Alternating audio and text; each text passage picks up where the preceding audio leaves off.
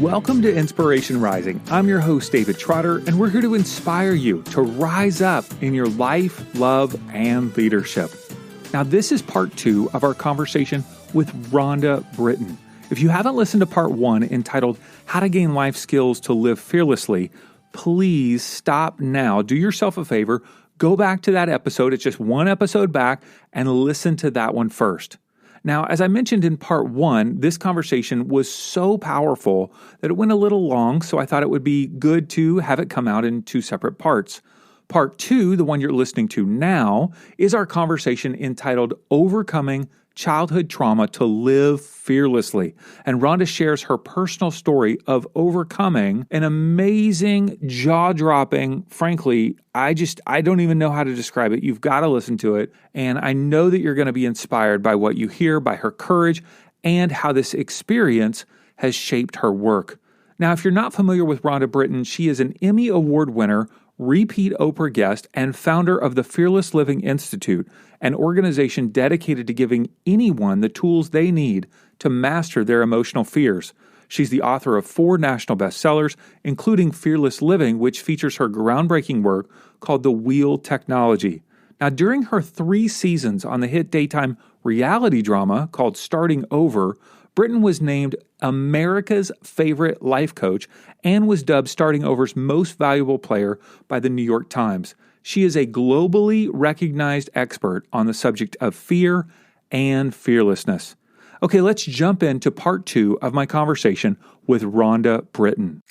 But I want to hear why you've gotten into this whole passion about fear. Like, what's the story behind this? Because, you talked about kind of the sky opening up and a book being downloaded, but there's got to be more to.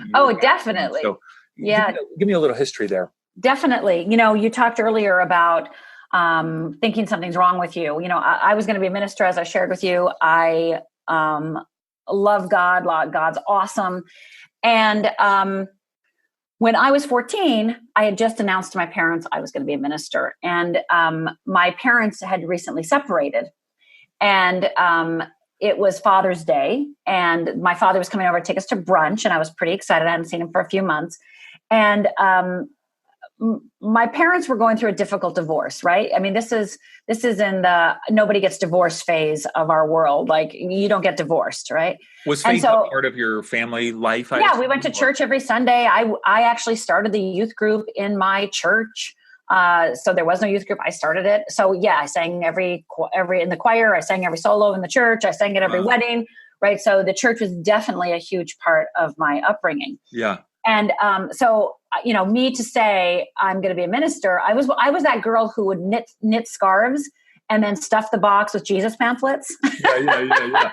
And that's unusual to think that you would be a minister as a female in that time period. Like that's a unique thing. That's right. I remember my mother, because my mother always used to say to me, well, you're going to be a minister's wife. Because I love the church so much.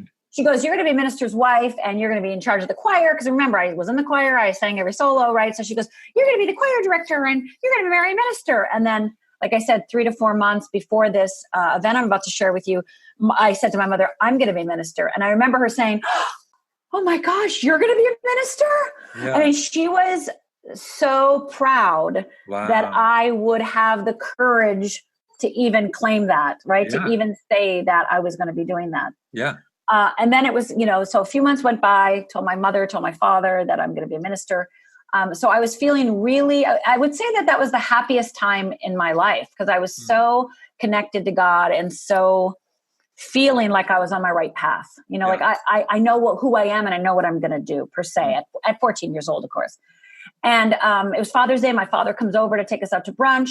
We grew up in a little tiny town, and go out to brunch. So 3 kids, 2 adults, 5 people. That's a lot of money. But this was a special day. So my mother made me a brand new dress. My mother sewed all of our clothes, and my father comes in because he's staying at his mother's house. Come on, let's go. My 2 sisters are fighting it out in our 1 bathroom. And my mother is looking at me like, be nice to your dad. And I'm like, okay. And so me and my mom start walking out. My sister's still in the bathroom fighting it out. And my dad says, let me go get my coat from the car, because it started sprinkling. And this coat was a tan Naugahyde leisure suit coat. I don't know if you're old enough to remember Naugahyde, fake leather. Mm-hmm. And my mother with her beehive hairdo. And so my mom and I start walking out. My dad opens his trunk to get his coat. And my sister's still in the bathroom fighting it out. And as my mother and I walk out of the house, my father with the trunk open doesn't grab a coat, but he grabs a gun and he starts screaming, "This is your fault. This is your fault." And he fires and he shoots my mother. And I start screaming, "What are you doing, Dad? What are you doing? Stop." And he cocks the gun and he points it at me. And I absolutely think I'm next. My father strangled me when I was 12. So I absolutely thought he was going to kill me. Mm-hmm. And then with my mother's literal last breath, she screams, "No, don't." My father, realizing my mother is still alive, takes that bullet intended for me and shoots my mother a second time. And that second bullet goes through her abdomen, out her back, lands in the car horn. And for the next 20 minutes, all I heard was, "Eh." And then my father comes right next to me, like literally he slid. It was, I think about it today and it's just, can't believe how graceful he was. He cocked the gun while he was running, landed on his knees, put the gun to his head and fired. So in a matter of 2 minutes, probably 2 minutes, I was the sole witness of watching my father murder my mother and commit suicide in front of me.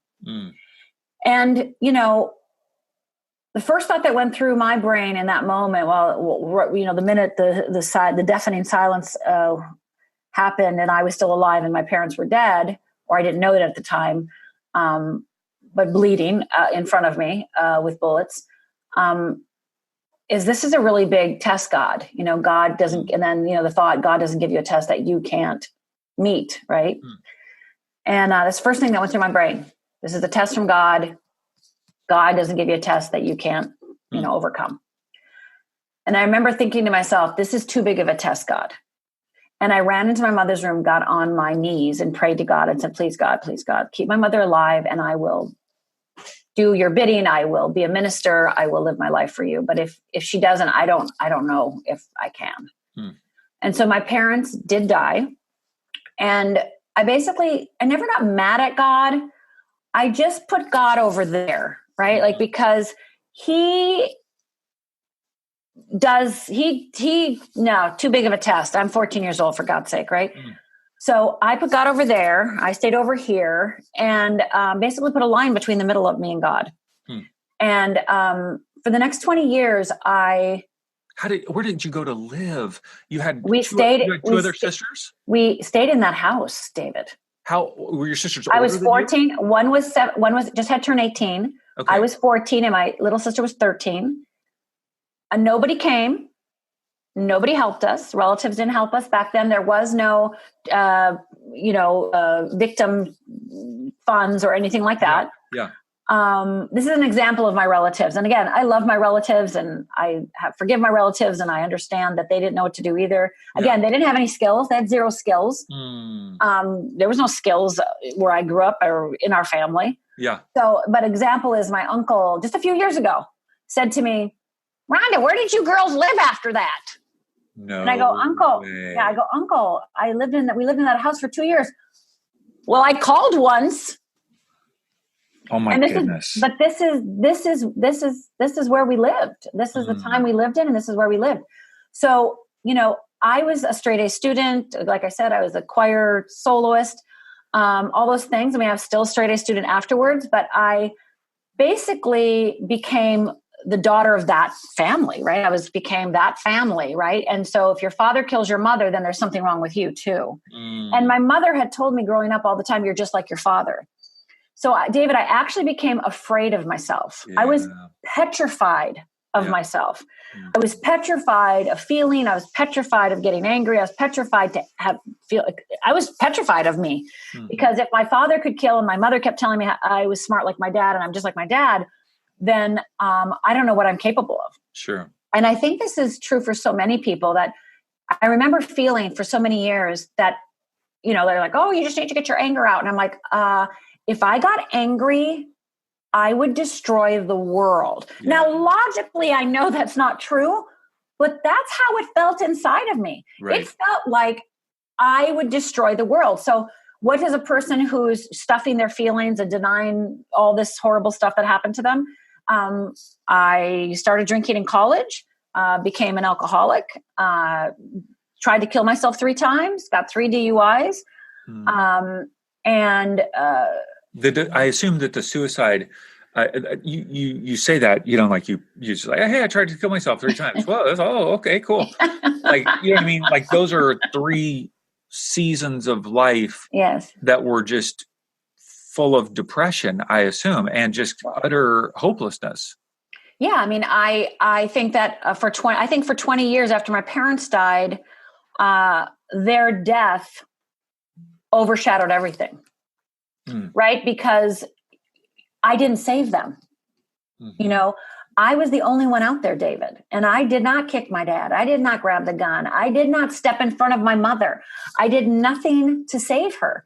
And that guilt and that shame and that embarrassment and humiliation and all the things you want to name it was who I thought I was, right? Because I didn't save my mother, I absolutely didn't deserve to be happy.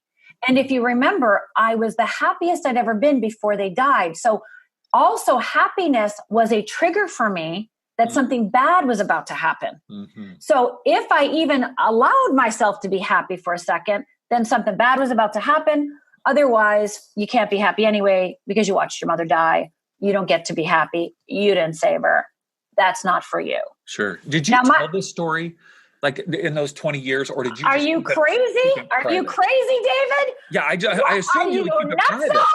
Yeah, it's not like, hey, you meet a potential partner. Hey, by the way, this is what happened to my family. God, no, David, no. I remember the very first time I said it out loud to somebody, and then I said it out loud to a group. I remember very distinctly those first times. But for most of my life, for those 20 years, I would never talk about my parents, one. And then if somebody brought up parents, especially in college, I'd be like, oh, they're both passed, or like, where do your parents live? Oh, they're both passed. Oh, both of them? They'd be like, yes. I go, they'd always say this, always, David, accident, car accident, an accident. And because they both died, right? So they always assume accident. Right. An accident? And I always go, yes, an accident. And then in my brain, because I can't lie, David, I literally cannot lie. So what I do in my brain in that moment, I used to go like, well, my father accidentally bought a gun and he accidentally loaded it and he accidentally shot my mother and he accidentally killed himself.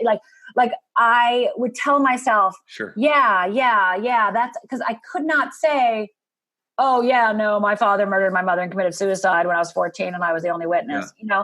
People would be like this. Yeah. Well, that kind of ended the party. Well, yeah. And when I did start sharing it even a little bit, 90% of the time in the beginning, because I didn't know how to share it, people got worried about me or people were in their shit about it. Excuse my language, in their crap about it. They were triggered. So they were upset. Right. So then I ended up taking care of them. Right. So I was either taking care of them, which was exactly what happened on the day they died. I actually went skating that night. I went skating every Sunday. This was a Sunday. So I decided to go skating. And all my friends came, of course, and they didn't know I was going to be there. And then all of them cried and were like, oh, I can't believe this happened, Dad. And I sat on the bench holding them all and saying, it's okay. Wow. So, so I had to learn. It took me 20 years. And that third suicide attempt, David, I realized I'm not very good at killing myself and I got to figure out another way. And that was really when I said to myself, I have to start over. I have to literally start at the beginning. I do not know how to be me. I don't even know who I am. Before we continue our conversation, I want to personally invite you to the Inspiration Rising live event on September 12th, 2019 in Orange County, California. I will be interviewing 4 female leaders about topics on which they are all experts. We've got Stacey Robbins, Dr. Beta Yedidi, Kim D. Allen, and Andrea Luna Reese. You need to be at this event. It is going to be amazing, and their words of wisdom will impact your life. Plus, you're going to have the opportunity to connect and collaborate with other Inspiration Rising listeners who will be there in attendance, and you'll want to meet them. Tickets are only $20 each, and the first 100 ticket buyers will receive a pretty fancy swag bag that is definitely over a value of $20. So get your tickets to Inspiration Rising Live at insporising.com/live. That's insporising.com/live. Now, if you're listening to this past September 2019, no worries, still go to the URL because you'll learn about upcoming events that we're hosting around the United States. insporising.com/live. And that's when I started with a bunch of gold stars and a calendar. And I went back to kindergarten. I actually said to myself, David, what would I do if I was in kindergarten? And I got a calendar and gold stars, and I actually have it in my office right now. I still have it, which I'm so proud of.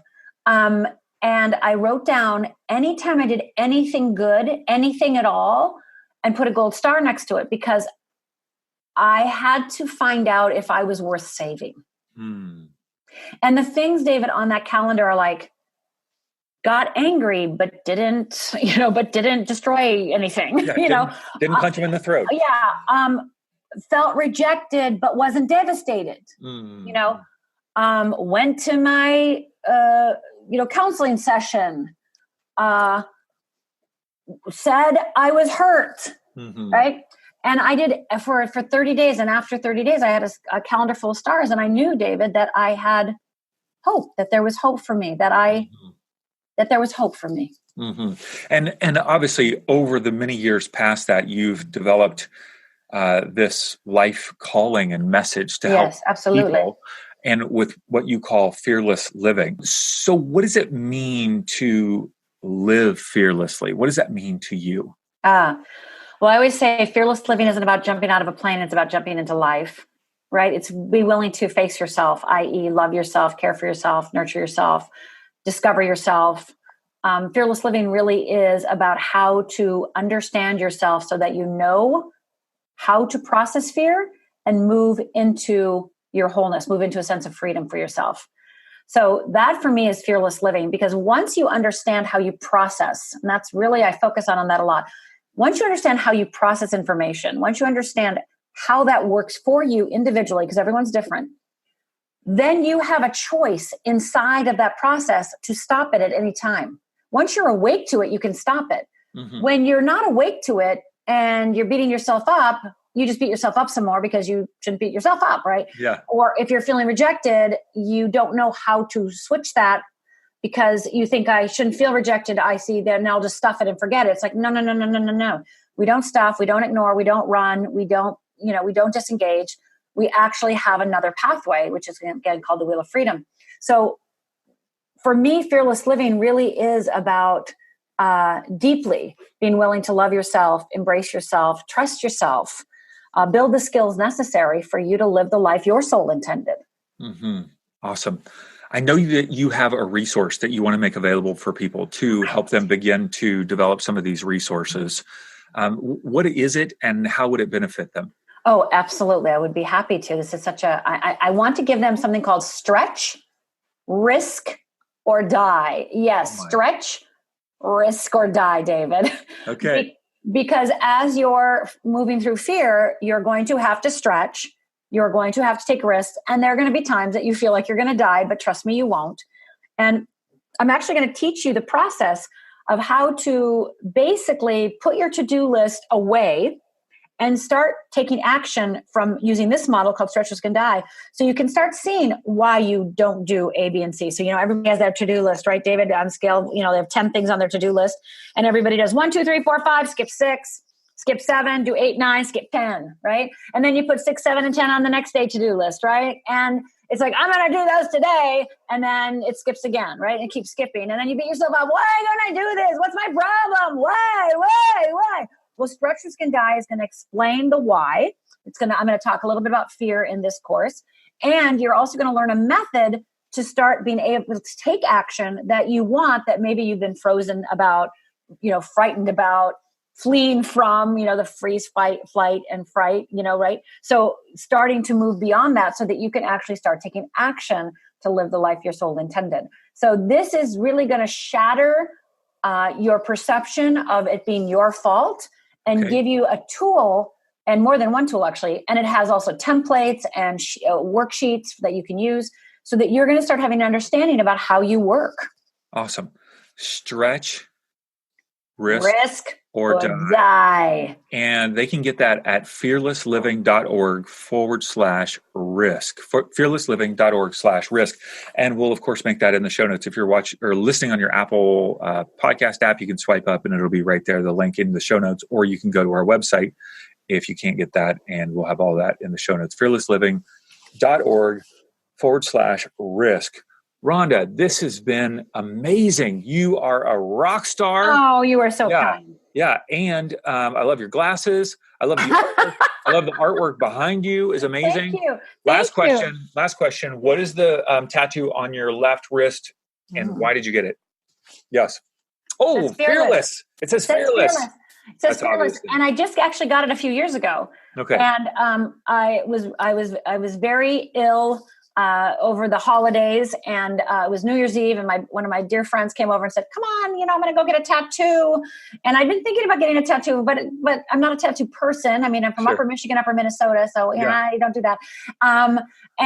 So she goes, I haven't been out for like a week because I've been sick, and so I go to the tattoo parlor with her. And by the way, don't go to a tattoo parlor unless you're willing to go get a tattoo, right? So I had been thinking about this tattoo, and I'd actually been writing it on a napkin and thinking about what I wanted it to look like. So I was actually in the creation state. Okay. So then my friend comes over and goes, "Let's go." And I'm like, okay. And next thing I know, I have a tattoo. But it was so funny, David. This is the funny part about it is when I'm leaving, the guy goes, "Well, see you next time." And I said, no.